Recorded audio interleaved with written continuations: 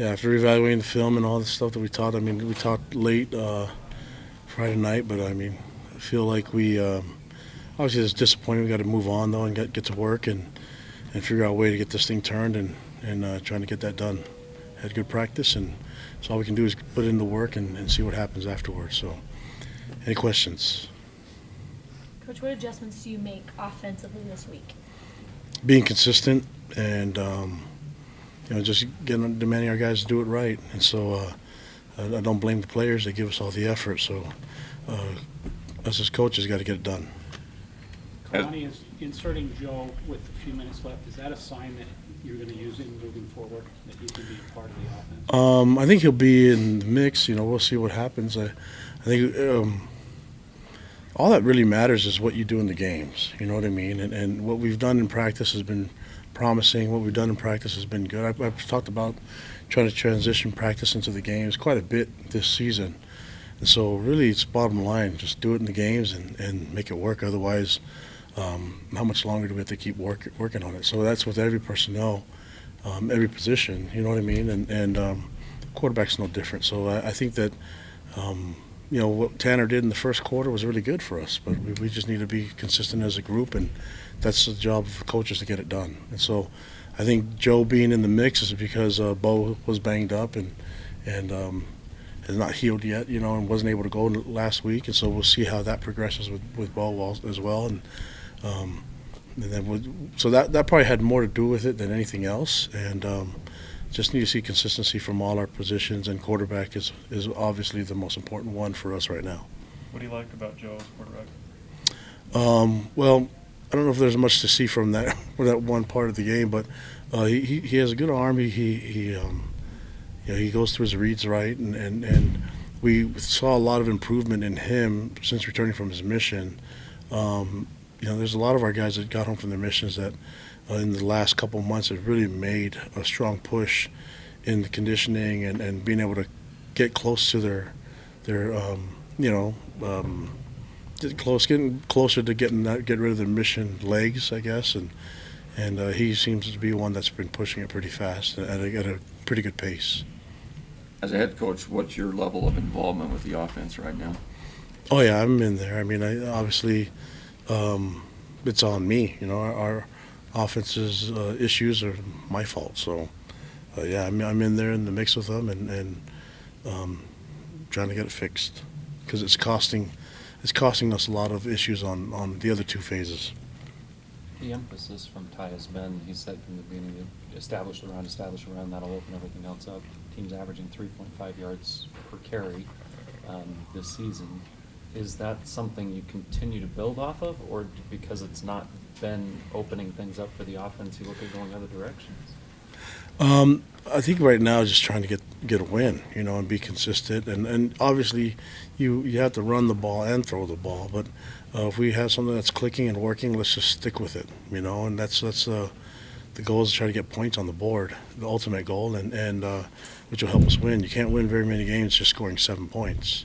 And so I'm not telling you anything that nobody else has already heard in the offensive staff and on our team, but we need to find more ways to score points, and if that means with a different matchup and a different opponent, trying to utilize what we think is a good matchup, but we're going to have to establish a run game and what we do as a team and where our strengths are up front. I guess it all depends on what the scheme is in the run game and who's running the ball, and if that has all the factors into it, not just the fact of giving up on the run scheme altogether, So there's a lot of issues that go into it, but we're going to have to establish some kind of physical run part in this offense to be balanced. Our goal is to be balanced, and right now we're not doing anything that's really good. The only thing that we're balanced at is being bad. So Friday night you said the identity might be in the form of Ulatolotau. Is he going to get more carries, or is that just a guy you feel like you guys can rely on a little bit more? Well, I think hard to say. I think he can run the ball as effective as we need him to, but I don't know how many more carries you want him to do. I thought he'd get more than what he had in the game. So if that's it, maybe that should be the answer to your question. Yeah, I thought that he's the guy that should get the ball more than 9 times. Yeah, so I'd like to see him run the ball more than that. I know you don't discuss injuries unless they're season-ending, but can you tell us, have there been any season-ending injuries? There's some that are close, but still evaluating. Other than the ones you mean from this game Just specifically, this season, I mean, like Moroni, is he ever going to come back? it's looking bleak, but we'll have to see. I mean, right now with Moroni, where it's getting is, do you bring him back, and if he's 100%, then yeah, you go because there's a lot of football left. But is he going to be close to 100%, especially when he has a redshirt year available? And so it's kind of in where we're dealing with that issue with him specifically. But yeah, so I guess everything's a case by case. But if he's coming back and he's only 70%, then there's no point in it. You know what I mean? So we're still trying to develop their health and try to get our guys better. But with him specifically, that's the answer to his status. Tavita is out, though. Tavita's out. Monga, yeah, he's out for the year. Lorenzo? And Lorenzo, well, he just played this last week, and we're still evaluating him. So he's not written off for the rest of the year yet. Vita is, and he should be good to get his redshirt year in, and he'll be a junior next year.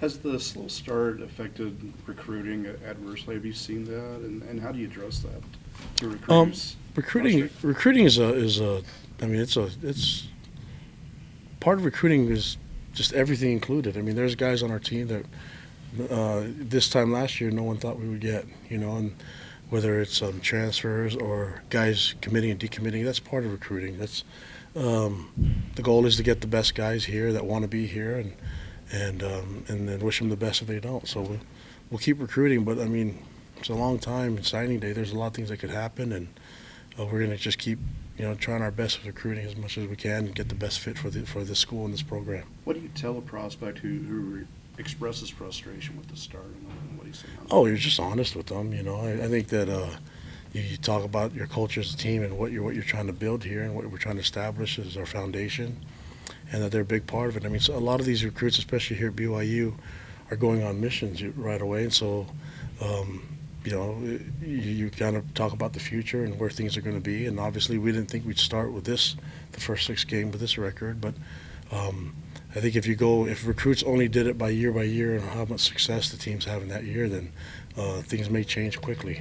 So I think for us, just keep focusing on what we're trying to establish as a program, and make that and see if their culture follows what we're trying to do here too. So I want a kid that's committed to being here and living the life that we have here and doing the academics. All that stuff is included. So, but recruiting that's just part of it. Part of recruiting is there's going to be some surprises, positive and negative, going your way. So you just have to keep working with it and be honest with the recruits and their families. You've used the word identity a lot this season. Why do you think it's taken so long to establish anything like that on offense? Probably a lot of reasons. I don't know if it's one single reason, but yeah, I'm going to hang it on me. So the kids are doing everything we ask, and I'm not coaching them well enough. So that's what it comes down to. Second SEC opponent. But we want to develop an identity. I mean, that's something you can hang your hat on, and as an offense, we want to. I think defensively we kind of have that, but we want to get better. I think last year defensively we were more aggressive, and so we're trying to find ways to create more big plays. Offensively, it's taken a while to develop, and that's my fault. Second SEC opponent in Mississippi State this week. Crazy game with them last year, double overtime. What do you expect them this year? Well, I mean, the quarterback has another year under his belt, and he's a lot more effective, especially in the run game. I mean, he can do some really good things with his feet, and they've had some really good success with him running behind the center.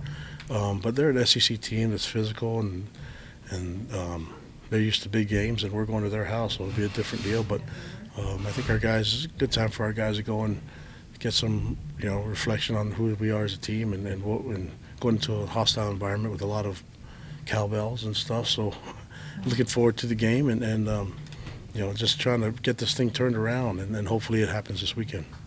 Do you find yourself having to play kind of Monday morning psychologist a little more than maybe when you were a coordinator, just with the slide and keeping morale up and that kind of thing?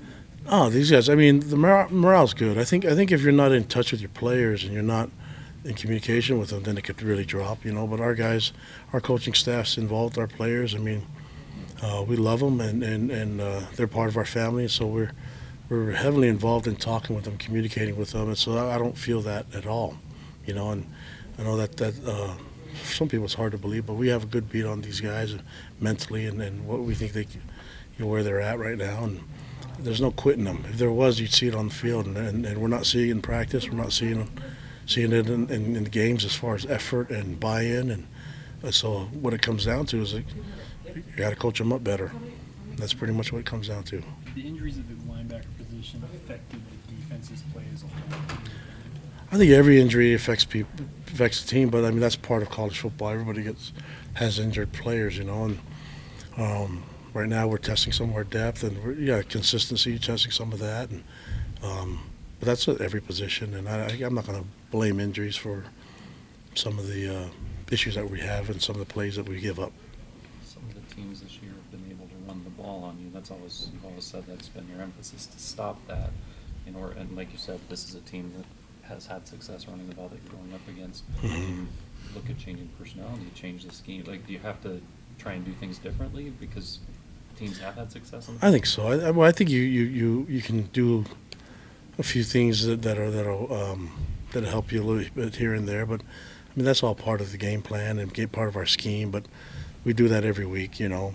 But I think the most important thing is to just sometimes it's okay for our defense to give them a long field and just keep working, you know. And I think the costly issues that we're having right now are turnovers, and the fact that the defense isn't able to create turnovers is hurting us as well. So I don't know where we stand in turnover margin, but it can't be great. And half of that, the defensive guys understand is that they need to create turnovers, and that's what they're going to be focused on is being disruptive and, you know, being aggressive and finding ways to make big plays. And our offense is going to be focused on holding on to the ball and making good decisions so it doesn't cost us and doesn't cost our team. Last couple questions. With your defensive background, are you able to lend some kind of perspective to the offense that maybe they're not thinking about?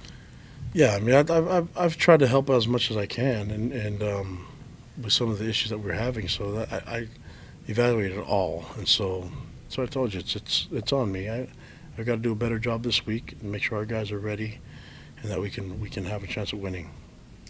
We talk all the time about practice and translating to the game. You've seen players that seem to excel under the spotlight in their career. Do you just not have enough guys that are doing that are able to just really step up and excel in those big moments? Because practice and games are different in that sense. That's true. I mean, you can't simulate a game type of setting other than play the game, and that's why some guys get better experience. But the players are doing everything that we ask them to, and it's our job as coaches to figure out who are the guys that can perform on the big stage, you know. And so that's, once again, it comes down to getting the right guys on the field and in the right moment. And obviously, you can't just think that practice is going to be just like in the games. But I think we should have a good beat on a good feel on who can be the guys who can be the playmakers for us right now. I mean, we're communicating with these guys, we're with them all the time, and there's some guys that probably deserve more of a shot than what we've been giving them. And that's once again, I come back to what we have to do as coaches, whether it's scheme or personnel, it's on us. Anything else?